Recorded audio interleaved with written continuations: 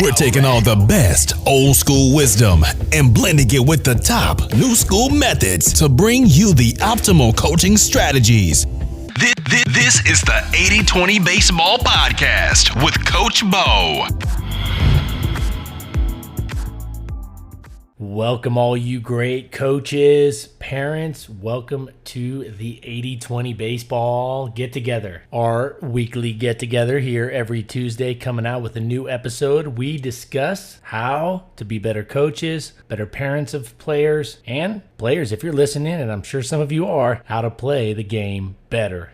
I am fired up to bring an interview this week to you, part one. Probably going to end up being a 3-part interview series. I'm fired up to bring this interview. Coach Ryan Brucker, a very successful coach in the Southern California area, somebody I can vouch for personally. I've coached alongside Coach Brucker. He's going to be sharing out today with the 80-20 baseball community. So we will get into that in just a second. But first, I wanted to hit on an article that I read just today. This is an article titled Clemson Baseball Hires New Pitching Coach. This is from SI.com, Sports Illustrated, by Ken Renard.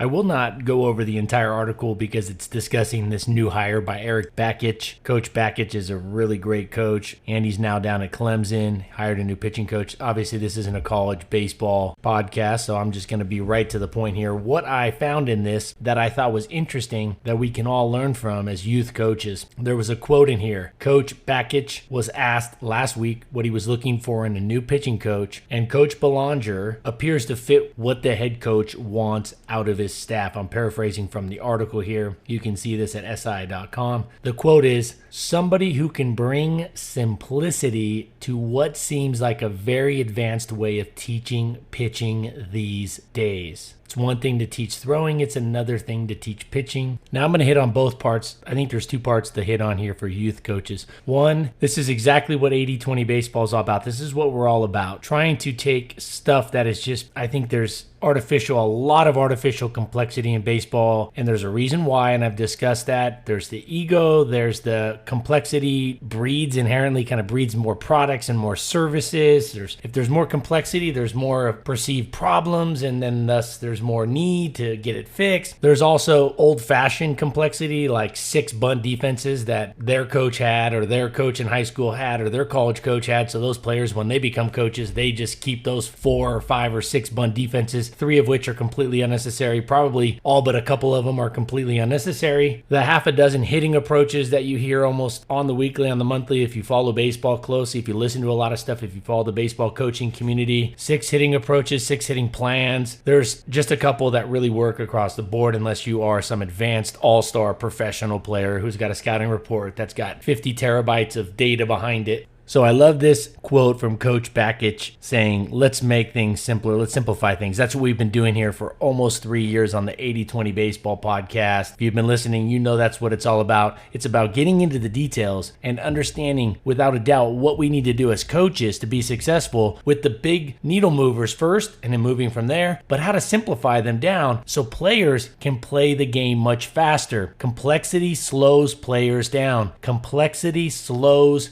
athletes down. Players that play fast are players that don't have a lot of thoughts, a lot of this. They know exactly what they're doing and is expected of them. They can play fast because they have the game simplified, at least in their mind. And the second part of this comment, this quote from Coach Bakich, a very well-respected coach in the baseball community. He says, it's one thing to teach throwers, it's one thing to teach pitchers. We've talked about this at length, what separates the two. Obviously, there's a lot of commonalities across the board, a lot of things that are the same, but there's definitely some things that are different. Make sure when you're coaching pitchers, you're definitely coaching the thrower part of them, but you're also focused in on getting them better as pitchers specifically. Somebody's going to be out there in the middle of the diamond on the mound, trying to keep the hitters off balance with multiple pitches, holding runners, all the things that are on top of the throwing in and of itself that pitchers have to do in order to be successful. So I like that part, both quotes. The first one I thought it was a little more pertinent to what we're discussing here, 80-20 baseball. Good stuff all around. Now, it's time to get to the interview. Coach Ryan Brucker, we're going to get into it right here, part one. We'll get to part two next week. Excited to bring you this interview, so let's get into it. All right, I am here with Coach Ryan Brucker. Ryan, how you doing? I'm doing well, Bo. I appreciate you having me on the podcast today. Been looking forward to it. I'm fired up, not just for me to talk to you. Every time I can talk to you over the years, it's always been a blast, but to have you on here to share the wisdom that you have. And I think your mindset is a great fit for the 80-20 baseball listeners. And with that said, why don't we start off just giving the listeners a synopsis, your background story and how it's led you to this point in your life and your coaching career. Okay, cool. Obviously, my name is Ryan Brucker. I'm the head baseball coach here in Irvine, California at Woodbridge High School. And I was born in Huntington Beach, California, and raised in Irvine. So, from a young age, I really had an affinity for baseball. And in our area here in Southern Orange County, it's one of the hotbeds for baseball. And so I grew up just kind of playing everything, all sports, whatever was in season. But I had a love for baseball early in my life. And I was fortunate enough to live close to Irvine High School, which was a pretty good baseball school that I ended up attending. And so I played at Irvine High for 4 years under a coach who's probably up there in the Southern California Baseball Hall of Fame echelons. His name was Bob Flint. So I've been pretty lucky throughout my career to be able to play for some pretty good coaches and coach with some pretty good coaches. So I played 3 years there. And then from there, 3-year varsity player. From there, I earned a scholarship to San Jose State University. And so I played at San Jose State University from 1998 to 2001. When I was done with baseball, I always pursued sort of in the undergraduate with my studies, a degree that I thought I would go into teaching. I was a history major with the idea that I'd be a history teacher and coach baseball. But when I graduated and I was done playing, I just kind of wanted to take a break from school. And that break turned into like a 7-year sort of break from school where I got into the construction management industry. And through my dad, I had some opportunities to work in construction management. And then after about 7 years, I really missed the field and the idea of being a teacher. So I went back to school, got my teaching credential, and I taught at El Toro High School for 2 years and coached at El Toro High School and really got to get my feet wet in coaching under a really good head coach guy by the name of Mike Gonzalez. The program's had a lot of success over the last 10 to 15 years. And so it was a good start for me, but I didn't have a permanent position there. And so after 2 years, I moved over and got to coach at Woodbridge High School. I was hired as an assistant and coached under Tim Murray at Woodbridge High School. And I had a permanent teaching position and got my tenure and all that. And then after 3 years there, Irvine High School, the job opened up over there. And I thought I was ready to become a head coach. And so I applied for the job and they had a teaching position there. And I had tenure in the district. And so I was hired at Irvine High. After 3 years at Irvine High, the Woodbridge job opened back up. And I was fortunate that the athletic director came to me and asked if I'd be willing to come back to Woodbridge. And, and looking at it, that was a really hard decision for me and our little community, because when I took the job at Irvine High, it was one of those things where I was going back to my alma mater and really wanted to make an impact there. But professionally, funny how, things take you and situations take you in different directions. Professionally and kind of long-term with sort of field maintenance, Woodbridge High School plays at Windrow Park, which is a city park, and they maintain the field. And so I think there's two types of high school baseball coaches. There's the coaches that love to do the field work and the coaches that do it because you need to do it for your program so that the field looks good. And I definitely fell into that category. It wasn't my love. And my wife would notice that when I became a head coach, I was spending 20 hours a month, 25 hours a month at the baseball field, just pulling weeds and mowing and making sure the field was dialed in. So when the opportunity presented itself to go back to Woodbridge High School, it served my professional career in two ways. One, I just liked the school and the environment better. Not that the environment was bad at Irvine High, but just professionally for me in the long run, I liked the school and sort of the teachers in the department just a little bit better. And then that field maintenance piece wasn't in there. And so it's been a, 13-year career so far with 9 of those years being a head coach. So 8 of those years, I'm going into my 9th year as a head coach. So that's a little bit about my background. Like I said, I got the opportunity to play for some pretty awesome coaches. My high school coach, Bob Flint, was again, kind of up there with your high school head coach with Tom Curran is one of the, better coaches and seasoned coaches in the county. My college coach is very well respected, Sam Peraro. And then, having the opportunity to coach under Mike Gonzalez at El Toro and, Tim Murray at Woodbridge and some other guys that, I've formed relationships with. I'm pretty fortunate. And, before we go any further, Bo, I think I have to say that, 99% of what, I talk about on here with what we do at Woodbridge are sort of philosophies I've developed or things that I've done as a coach, I've stolen from other people. Probably 1% or less of it are things that I've invented. I think that's kind of an important aspect of being a coach, is understanding that you can always learn. And I think a good head coach is always trying to learn and picking the brains of guys who are a little bit more experienced and have been down the road that you're traveling before. Yeah, that's just a little bit about my background, and I'm looking forward to the interview. Well, I'll tell you what, I know you kind of touched on part of it. I know you have an extensive athletic background, coaching background. And one thing I think is you made a great point there. And I'd like to, in everything we talk about, Ryan, I'm trying to, kind of bring over and kind of give to the listeners so they can kind of relate to it and then use it, and taking from other coaches. And one thing that you've done such an outstanding job of that I've seen over the years is you've taken from other coaches, you've learned, you've kind of copied and borrowed from other coaches, but you've put it together and molded together to make an outstanding program and to provide and serve in such a great way. So in my opinion, I've shared this with my listeners. It's not just about borrowing and copying. Of course, that's part of life, but also how do we mold it together and make a really great product, and not how can we take a bunch of good ideas and make a great and serve in a great way the kids and players that we're serving. For example, this podcast and the 80-20 baseball mission is like, what I'm trying to do is go out and really just try to take and borrow and use and kind of copy and learn from all these great resources out there that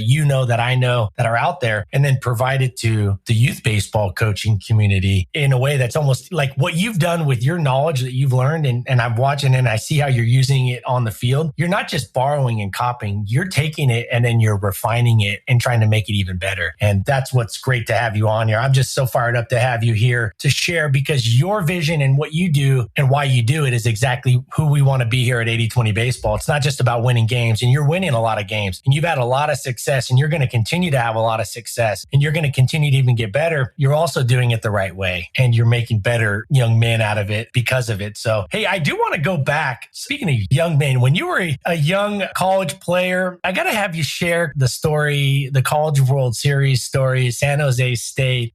Maybe you could kind of share like how you were packing up, like you guys are ready to call it a season and you snuck in. The College World Series is going on right now as we are about to start as we record this. Maybe you could share a little. It's I always thought it was kind of a cool story. Yeah. So, when at my junior year at San Jose State, so that was in 2000, San Jose State isn't known as like a juggernaut. We're definitely not a blue blood, baseball program. We're a mid-major. And one of the things I think as I sort of adopted sort of my own coaching style is I remained pretty close with my head coach. His name's Sam Peraro. He was the coach there for about 25 years. He's since retired, but that run that we made was pretty impressive run. And as I get further away from it, we were able to finish, I think, number 9 in the country at the end of the year. It was the second year where they changed the format, where they expanded the tournament format, and you had a regional, then a super regional, and then the College World Series. And so we split the regular season Western Athletic Conference sort of title with Rice University, who was obviously really good. And they had beaten us 2 out of 3, but actually I should say they beat us 2 out of 3 in Rice and at home. Yeah. So they had won because back then you would play a home and away series conference. And so they were a really good team, a really, really good team. And they had the outright title because they had that tiebreaker, but our records were the same. And so we weren't sure that we would get into the regional because we didn't know if, at the time the WAC had TCU and Rice and Fresno State, Hawaii was in there, but it wasn't like the RPI that say like the Mountain West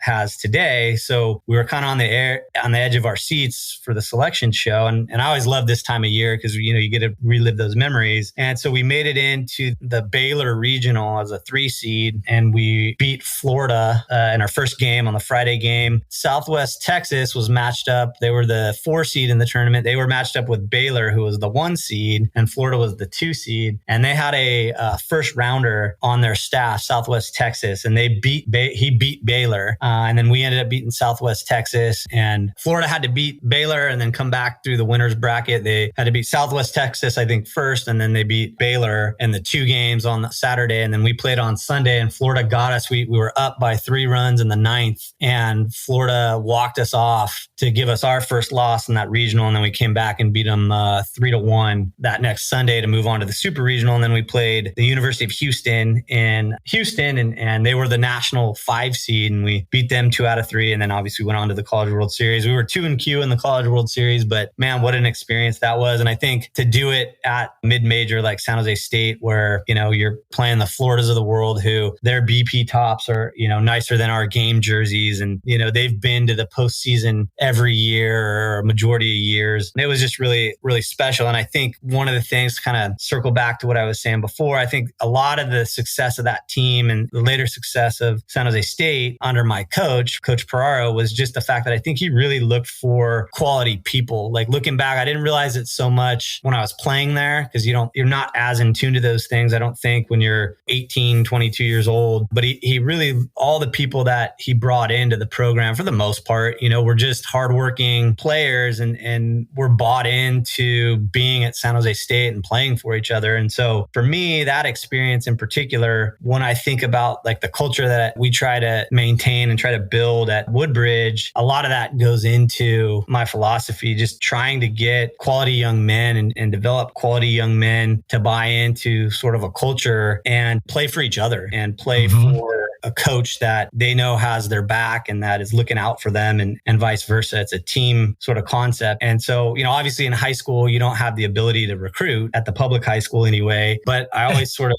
took that idea and the closeness of that team and the way my coach would approach, the day-to-day stuff within the program as just being a good person, that baseball is sort of a reflection of life. And that if you really look closely in baseball, there's a lot of life lessons to be learned. And I think, you and I have talked about that over the years, Bo, the idea that should be sort of the main focus. It should be a player focus, not a results driven focus within any program. And so I think my coach did a good job of that, both really my high school and my college coach. But I think for my college coach, it really manifested itself through that team in that year. And if you don't believe that San Jose State made the World Series, you can Google it. We pop up there.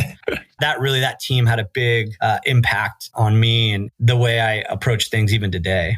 Well, I think however it's all come together in the different type of ingredients that we call the experiences of life, or kind of the ingredients that have kind of cooked us and baked us to the person we are today, the coach we are. I think that's really the biggest thing about when I kept thinking of coaches I wanted to bring on, and you kept thinking of you. Obviously, I know you really well, but just it has to be the right fit, and the person and the coach has to be the right kind of blend. And I'll tell you what, you check all the boxes with that. And kind of interesting what you say about the San Jose State team and those types of players. But I think another part of it is the competitive nature and just trying to be the best player you can be and compete. And we've talked about that on this podcast a lot. But you also hit on a couple of things takeaways that I kind of want to try to share out that I see that I think all the listeners can really benefit from. One, you want to be a coach that the players know. This is interesting how you put that. They know you have their back. But I know you as a coach, you're not trying to be their friend. And so that combination is just so amazing and so has so much potential and so potent as a coach that every single one of your players knows you have their back, but they also don't mistake that as you trying to be their friend. So if you can get that across, get that into their minds and get them to buy into the fact that they know and they trust that you have their back as a coach, but you're also not trying to be their friend. That to me is the best combo, because if you can do that, then they really respect you. And also you said something interesting there about results, and the results,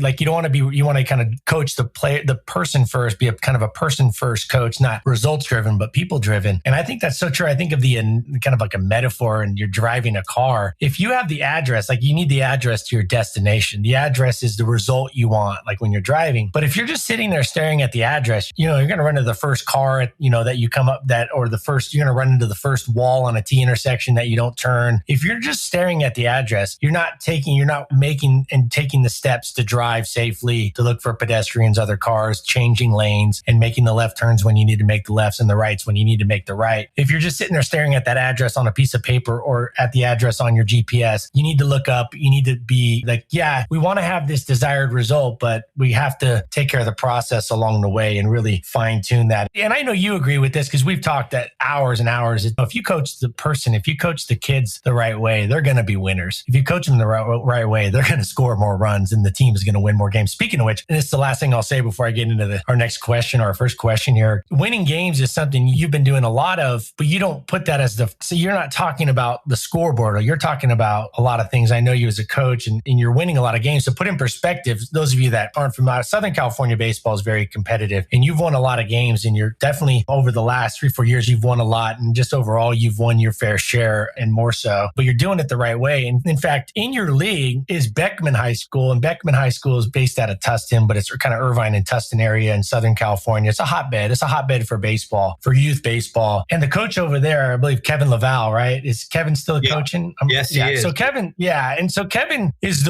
I believe he won 100 games faster or 200 games faster than any high school coach in California history. So this is a rival in your league that you're beating, that you've won the league the last couple of years, and you probably would have won it 3 years in a row if COVID didn't shut you down. I'll go on record saying that. So you've won the league. You're beating high quality. And I know that some of the other coaches in that league are good too, and the players. And you're not just beating Joe Schmoes. You're beating some high quality, high level coaching. And so that says a lot there. I want to put that plug in for you just so the listeners. I appreciate that. And actually, Coach Laval, someone I've always respected. And I know, obviously we talked about this, but we always talked about how Beckman, they had really good players there for a long run, but it's not just, to give your listeners perspective, I would say over the last 15 years, really, they've been the dominant program in our league. And I know for me, having been involved with our league, either as an assistant or a head coach for the last 12 years, I can only think of, prior to the pandemic, I can only think of one or two instances, maybe 3 instances where it was another school in our league who didn't win the league. And so to have that kind of longevity and that kind of run means that you're doing something right as a coach. And undoubtedly, none of us can win the league if we don't have the players and sort of the horses, if you will, to get it done. But it's what you do with those players and getting them again to buy into a culture and a system. And I think nobody's been better at doing that over the last 15 years than Coach Laval. And Bo, you and I used to comment on that when we were assistants about how disciplined they were. And you could tell that those players weren't just playing to show up. They were playing for the name across their jersey and for each other. And it's admittedly for me to have been able to win the league twice. And it's always gone through Beckman. We've had to beat them to be able to do that towards the end of the year. It's gratifying when you have a team and you coach a team that is successful against another program that you have so much respect for, in order to put ourselves in the category of like a Beckman or even like an El Toro, because they've been doing it for a long time. And I think, we're on the right track. But like you mentioned too and alluded to, it's a process that really never ends. And we don't talk a whole lot about, winning games, the end result of winning at Woodbridge. We talk more about playing the game the right way and doing the things that we need to do, every day in practice. And then during the games, from both a physical and a mental standpoint, and just playing the game and not the opponent. I think that's kind of become my mantra over the last few years is that playing the game and not worrying about who the opponent is, because a lot of the things that happen within a game, you can't control. And so if you're playing the game the right way and sticking to whatever your philosophy is that you've outlined and that your team has sort of agreed to and has bought into, that if you do those things, then, winning sort of a byproduct of that. That's really what we try to strive for. And so fortunately, the last couple of years, it's worked out for us. Yeah, baseball is not even the greatest managers and coaches and youth coaches aren't going to win all that. It's just inherent. If you look at the best winning percentages of all time and with managers, it's definitely a lot different than your basketball and some of these other sports and that's just because of the game and the way it's designed and inherently that's going to be the case. I think one thing that I get a question a while back, kind of to go off script a little here. I got a question from a couple, hey coach, and how do I get the good players to come to want to be on my team, even as a youth coach? Or say, hey, players are attracted to good coaches and they want to play for the coaches that give them a good experience and can also combine that with the byproduct of winning, which will come. And so I think that's something that you're doing in that area. And, Irvine in Southern California has a big city feel, of course. It doesn't have the New York or Chicago big city feel, but it is definitely a big city. It's a metropolis there. But you do have a little community. Like for those coaches, a lot of coaches listening to this come from smaller communities, smaller towns. But Irvine, the way it's kind of designed and, how it is, has a little community feel,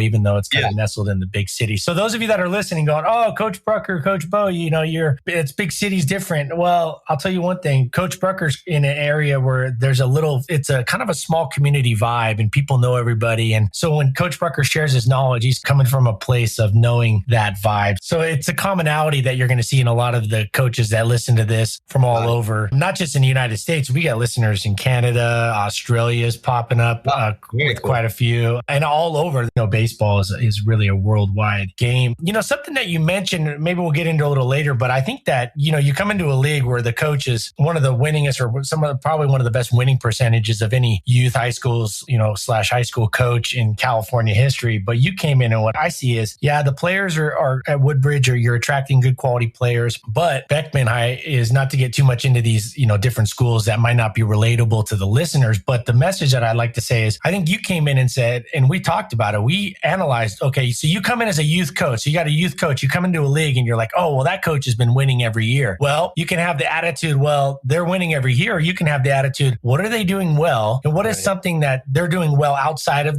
their talent and outside of the kind of the anomalies? And what are they doing well consistently? And then go, and we want to do it better. And I think that's something that you've looked at. And I think that's something that you're doing. You're going, well, what is Beckman doing? What is this team that's had a ton of success, that's gone to Dodger Stadium and played in these CIF, these Southern California championship games, and they're producing good talent that's going on to UCLA, that's going on to pro ball? What are they doing? And then how do we do it better? I think the attitude, some of the coaches that, I think we were around before was kind of like, well, they're going to win. They're going to just keep winning. And I think you came in and said, well, what are they doing well? Okay, let's do it, and let's do it even better. And so I think that's always a good mindset for youth coaches. Are you coming into a league where there's a dominant team or a coach that's been winning, or there's other team that's winning, they won last year, or they won and you moved up and now you got to go against them. Figure out what they're doing, do it well, and take it to another level, because there's always areas that can be improved. People wonder why Nick Saban is considered the greatest college football coach of all time. And in an era where he should be winning less because the talent is diluted more than it was back in the 70s and 50s and 60s, he's winning more. And I know exactly why he's winning in terms of a mindset. He's winning more because Nick Saban doesn't rest. He doesn't rest on how good he is now. He wants to get better. And I see that from you, Coach Brucker. I see that that's what coaches should always try to get better. And like Nick Saban, he doesn't just say, oh, I've won a couple. It's like I always say, I said this in a tweet a long time ago. I said, you know why other coaches aren't going to catch Nick Saban consistently? They might win a year like Kirby Smart won last year. I was at that game in the second row when Kirby Smart beat him, but they barely beat Alabama. They barely beat them. Yeah. And they had 6 first-round defensive players or 5 first-round. That team at Georgia should have walked away with it, but they barely beat an Alabama team that was probably not even at their prime, and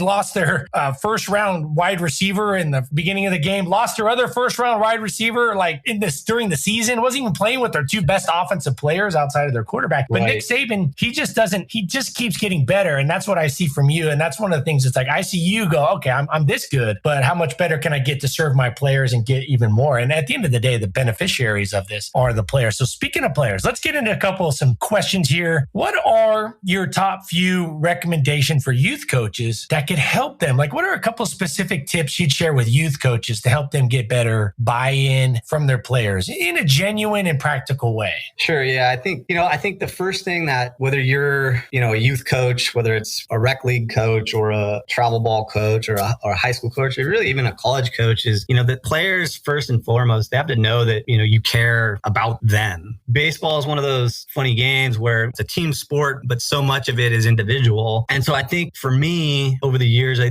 think what I've come to realize is that, my goal is to make sure that every player really in my program, we had 39 kids in the program. I think it's important that they know that, hey, look, you want what's best for them as a person, as a baseball player, and that you articulate that to them. So it doesn't necessarily mean, like you alluded to before, that you're best friends with them, but they need to know that you have their best interests in mind. And so I think the best thing that you can do as a coach is to try to get to know them both as a baseball player, but also as a human being. And it doesn't take a ton of effort. It's just a matter of trying to hit and talk to over the course of a period of time, all of the players at some point. And I think that that's first and foremost. If the players know that, what you're doing and what you're asking them to do is with the idea that you want them to be, first off, better people, but better baseball players as well, then they're more likely to buy into what you're asking them to do. I think the second thing that would help a youth coach, you have to make practice fun. Practice has to be competitive, but it also has to be fun. Mm-hmm. And so one of the things we do at Woodbridge, just from a practice standpoint, is like we emphasize bunting a lot. I think in the high school game, bunting is a tool that if you are good at it, it can really make a difference for you over the course of a 30 game season or however many games you have, because bunt defenses get screwed up. So we really emphasize that. We ask all of our players 1 through 9 to be able to bunt. What we do in practice is we bunt a lot,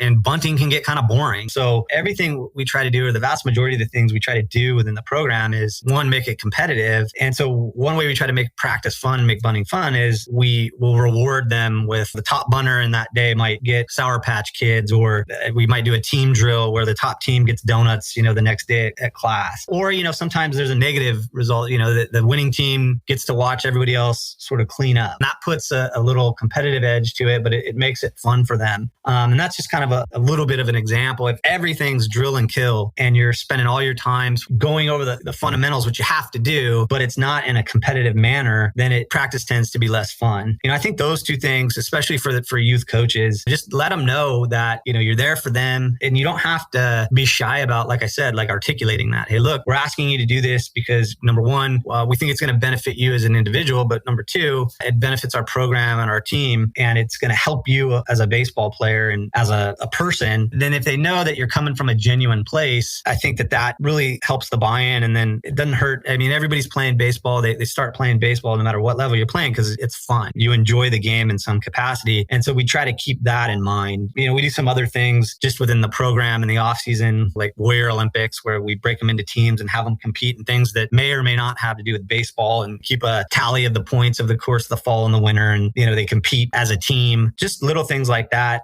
Just sort of create that competitive culture in your program and start to get the guys to know each other and pull for each other. I think the earlier that the kids can sort of figure out that, number one, hey, this coach that I have, I can trust him and that he has my best interests at heart. And number two, making practice fun, that goes a long way, and it'll keep the kids engaged and keep them wanting to play baseball. And I think that having 3 kids of my own, various ages, I think the most important thing for a youth level coach is just to keep that interest with the kids. Their most important job is to want the kids to play, next year and be interested in the game. So. And you have that background of having your own 3 kids, and I'm fairly certain they all, not to get too much into your kids' lives, but I'm fairly certain they all play sports, right? Or they've all been kind of involved. Yeah. So you've seen all sides of it, and you've seen that kind of development through the youth baseball, youth sports. And in fact, I think it's multiple different sports. So you've kind of have a wide range of experience, not just as an athlete yourself, not just as a head coach yourself, but also going through it as a parent. So you're like a great person to bring on. What a great point you make about making it 2 simple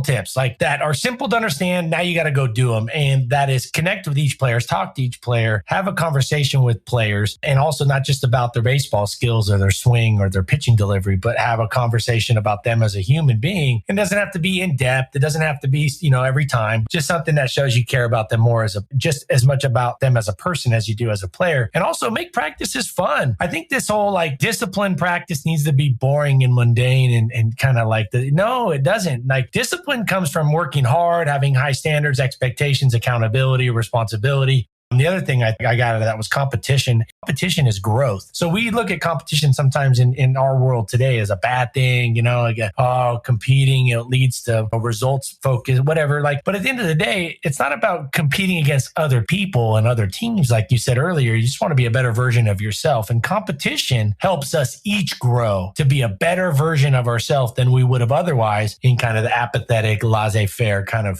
environment. Yeah. And I know, sorry, not to cut you off there, but I think if you're a coach listening to this, you're probably not going to hit, the goal would be to make a connection probably every day with one of your players. But, I know for me, if I have 20 guys out on the field in a 2.5 hour practice, you're probably not going to have time to do that. But from a high school standpoint, one thing I do that I've found to be effective is we'll do exit meetings, right? So we'll have an exit meeting with every player in the program in the fall, and then again at the end of the spring, right? So the idea behind that, or I guess the fall into the winter as we transition into the spring. So we get done with our preseason and we let the kids know, hey, this is where we see you fitting in for the spring. And so I try to do that, with my program every year. So theoretically, if a player plays in my program from the time he's a freshman to a senior, over the course of those 4 years, I'll have met with him 8 times. And if they have concerns, they're willing to bring them up at least at those meetings. And I try to let them know and communicate with them that there's an open door policy within the program. So they can come to me at any point, any time to come discuss anything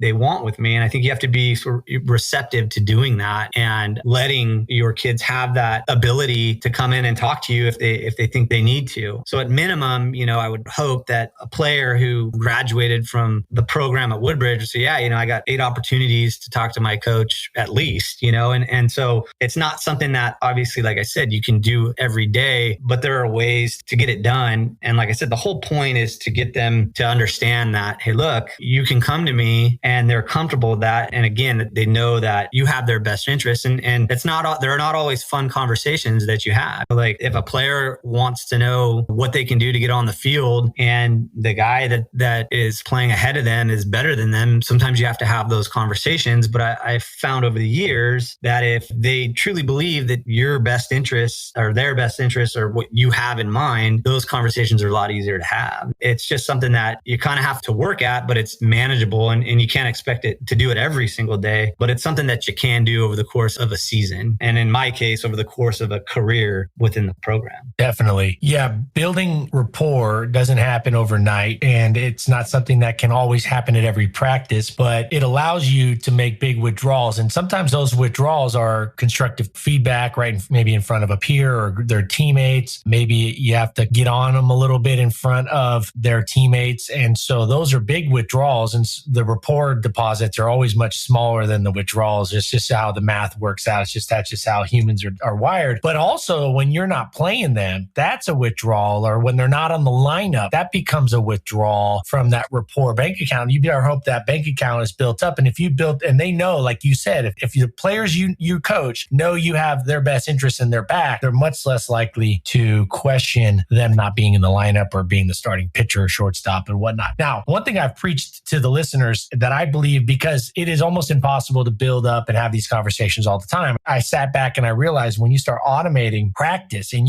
automating means players have autonomy. Give the team the autonomy to run the dynamic warm-up, the throwing routine, the drill, this conditioning portion. Have them automate the ability to clean up and prep the field. And I know at Woodbridge, you don't have as much, but you still have things to set up practice. If you're having to run all that, if you're having to direct all of that, it just inherently takes away time from you to go off and have a conversation or 2 or 3 with the players. And I always tell the listeners, I say, hey, you want to build rapport up with players, you got to have some quality conversations. They can be 3-minute conversations, 4-minute conversations. They could just be a quick check-in, as long as that adds up. But you got to buy time somewhere else. You got to work that time in, or get that. You got to borrow that time from somewhere else. Well, that's where having the autonomy or building in processes into your practice routine. So that's the biggest thing for me, is like, players love autonomy. They don't like to be directed by adults all that much. We all know that, but yet we don't always transfer that into our coaching philosophy and our coaching practice. Kids don't like to be told and,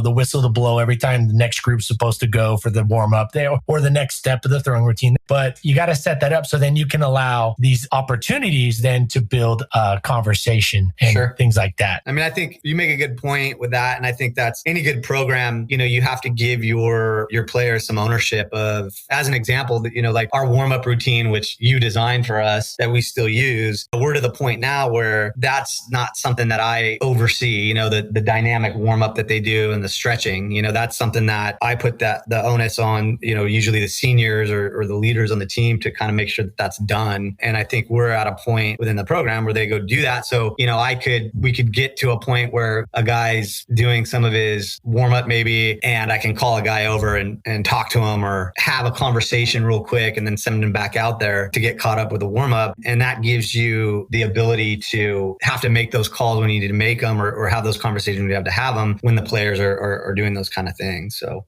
So like when you're doing a throwing routine, you can just kind of saddle up near a player. You don't have to be right next to him, but within, Sure. earshot of them, and you talk to them, you don't talk to them so everybody can hear. You just have a conversation from 4 or 5 feet away. And same with the dynamic warm up. It may just be while they're doing some kind of, maybe part of that's not so much moving. And so you get those opportunities, or you just call them aside. It allows more rapport building without taking away from the reps and the quality reps that, the volume of quality reps that you want to get. Right.